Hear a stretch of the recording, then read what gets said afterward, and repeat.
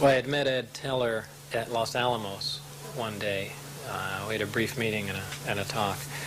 I had shortly thereafter moved to Las Vegas and basically left the scientific community to do other work.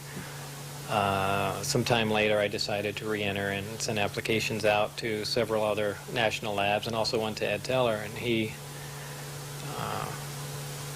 gave me a call, and he said he might have something that I'd be interested in, and suggested that I go for an interview. Shortly thereafter, someone from EG&G called and told me to come down for an interview there. They made it very clear that EG&G had nothing to do with it. They were just using the building as a place to do the interview. After a short time, they said I was basically overqualified for the position, but they may have something else in the future. And I don't remember how much time lapsed after that, but shortly thereafter, they asked me to come down for another interview, and they said this was involving I don't remember their exact wording, but they led me to believe it was a field propulsion system, and of course I thought it was something that, in secret, that we were working on. Later, only did I find out that it was a back engineering program dealing with alien craft. I flew out of Las Vegas McCarran Airport, and I flew to Groom Lake in a 737 aircraft. We land at Groom Lake, and there's a bus there that drives about 15 miles south, approximately.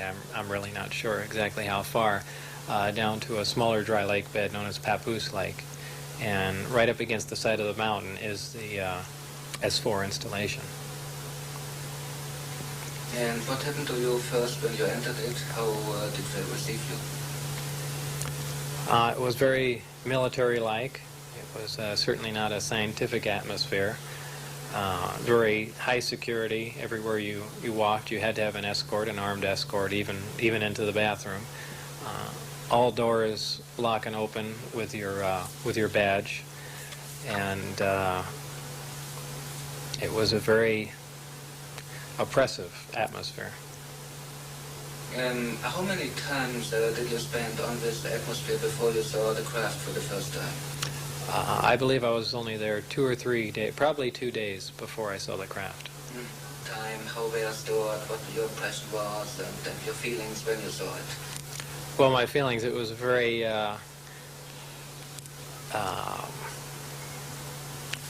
I should step back a minute and say that when I first saw the craft the first time, it was walking into the hangar, and my impression was, well, this explains all the UFO sightings. This is just a secret military aircraft we're working on, and that's the end of that. It was actually the second time when I saw the craft, when I got to enter it and look over it, and I finally realized what was going on, that this is an alien craft. And of course this was after I read the briefings, and that was a totally different feeling. That was not a feeling of excitement. It was almost an ominous feeling, that a feeling as if you shouldn't even be there. It's very difficult to describe. How did it look like? It looked like, if anyone's familiar with Billy Meyer's sightings, very astonishingly similar to that craft. It was a very sleek, thin-looking, flying saucer-shaped craft. Kind of hard to describe without drawing it, but kind of a typical flying saucer shape. Did you see just one type or different types? There were 9 total. I only got to essentially work, back engineer, or analyze one of the craft, but there was a separate hangar for each of the crafts, and each one was essentially different in its visual appearance. Did anybody tell you where the U.S. Navy intelligence got the craft from? No. No, not at all. That's a lot of people have speculated about it, that they were either shot down or they crashed, but the craft seemed undamaged, so I doubt either of those would be correct. Can you describe the inside of an alien craft? It's very plain. It's all one solid color, a grayish pewter color, the same color as the outside of the craft. There are no sharp corners anywhere. Every device in the craft, the seat, the amplifier housings, everything has a rounded corner on it, almost as if it was all fashioned out of wax and then slightly melted, so everything curved, even where the ceiling meets the floor on the end. Everything has a curve to it. Very, very plain, very wide open, very impractical use of space.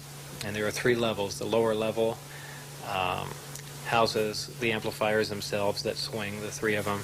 The center level is where you enter the craft, where the seats and the amplifiers are, and the top level is a small area, and I did not have access to that, so I don't know what's up there. Do you think they're alien craft or U.S. constructed? Absolutely alien craft, there's no question about it. Why? Well, first of all, the scope of the project was to back engineer it. If they were United States craft, we wouldn't be going backward trying to find out how they were built if we had built them. Second of all, the size of the equipment inside, the size of the seats, the materials that were in use, completely alien to us, pardon the pun, and the fuel, element 115, essentially non-existent. All these factors together, and of course the briefing information stating that they were alien craft. Could anybody tell you how the propulsion functioned? Well, that was part of my job, was to back engineer that and find out exactly how that operated. And they had made some progress, but I really don't know how long the craft was there being analyzed, if it was 1 year or 10 years before I got there, but it seems like only a modest amount of progress had been made. The propulsion system is really an amazing setup. There's 2 parts, there's gravity amplifiers and the reactor that provides the power. The reactor itself is a total annihilation reactor fueled by antimatter. Total annihilation is essentially the most efficient nuclear reaction that takes place of the 3, fission, fusion, and annihilation.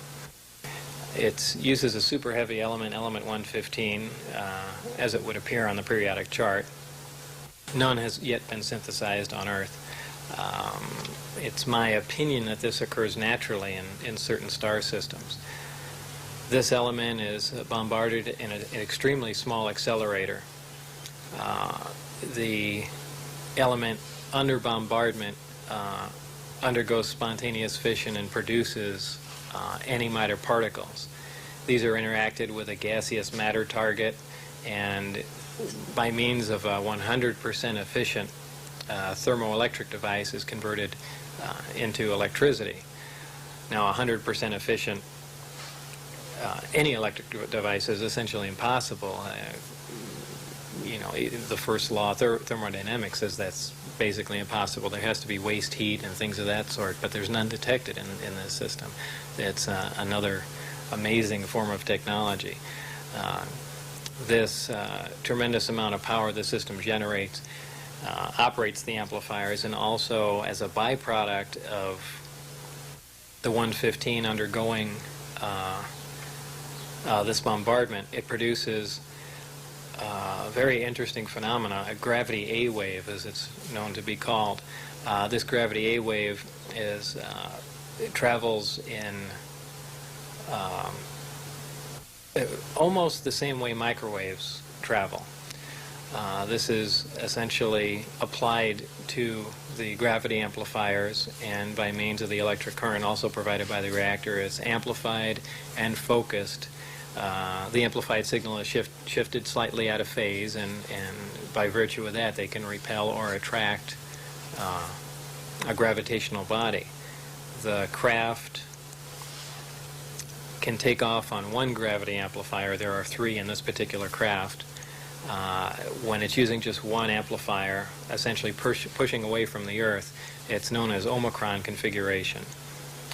For space travel, the craft will rotate up on its side, face the 3 gravity amplifiers at the target. They'll focus down on a single point some tremendous distance away, and the amplifier and the associated and the reactor, the associated reactor, will be run up to full power, and they essentially pull the fabric of space, distort space and time toward the craft, so they can traverse a tremendous amount of distance in virtually no time at all. They're not traveling in a linear fashion. They're essentially bending space and space, the fabric of space, essentially, and gravity and time are all interlaced. When you start distorting gravity, you distort time and space along with it. And these aren't theories. We've known these for a while. We just have no way of controlling them. But apparently, the civilization has found out how. Did your people manage to fly one? They've done several test flights in it, not out of the atmosphere. These are short, controlled, low-altitude flights. Essentially, they have a prized possession here, so they're not going to risk taking this to a point where they could potentially lose it as, as a gravitational pull of the Earth, or going too high. But I witnessed several tests outside the compound, and also one, probably about 100 feet away from the craft. How did the craft behave in the flight? Very, very quietly. It lifted off. It made a slight hissing sound, a slight blue glow from the bottom, probably due to the extreme voltage that's present on the craft. After a short time, that disappeared as it rose and just gently glided and later sat down. It was very uneventful, but almost totally silent. Can you please describe the briefing documents and the information contained in it? There were an extensive amount, 120 some odd briefing documents, all of them very short, and essentially what they were doing was just giving me an overview of the other aspects of the research being done on the craft, and the bulk of the information, all the technical information, was specifically dealing with the power and propulsion system, which is what I was supposed to be working on. But there were documents basically stating that these were aliens that possessed the craft. There were some autopsy reports that, not very in-depth. They had no reason to give me in-depth reports on that, but they did have pictures, and, well, two pictures actually, of the alien carcass with the chest cut open and a single organ removed, and the organ itself was sectioned. It seemed to, from my non-medical viewpoint, it seemed that this one organ performed many functions instead of one. There were documents on metallurgical work being done on the craft, and really every aspect that separate groups were working on. And I'm sure they got a briefing on what my group was working on, a very abbreviated one, as I did on theirs. And did you say where the aliens come from? Yeah, it did mention the Zeta Reticuli system, and how that information was extracted from the craft, I don't know. Maybe there were star charts or something along those lines. Did they contain any information about the history of mankind, the alien involvement in the history of mankind? Not really. Nothing that said, well, this is the way things were. There was mention of alien intervention in the past. I mean, extremely long ago. Something along the lines of millions of years ago. From the information that I looked at, it seemed that, and there again, these are briefing documents, so I can't myself ascertain whether or not these are true. I can only assume it because the briefing documents I read that pertain to the propulsion system were true, because I dealt with that. But they did make reference to contact with the Earth over 10,000 years ago, also with genetic alterations that ended in a simian being, and all kinds of claims. Did you ever meet an alien or some alien body? Other than in pictures, no. I've mentioned several times that I'd walk through an area and looked in a small window and saw something small there, but I really can't say that was an alien body. A lot of people jump on that and say, yeah, you must have seen an alien, but there's just as much chance that they were trying to figure out the size difference and how the seats fit a body, and they had made up a small mannequin or something. I didn't see anything moving around alive.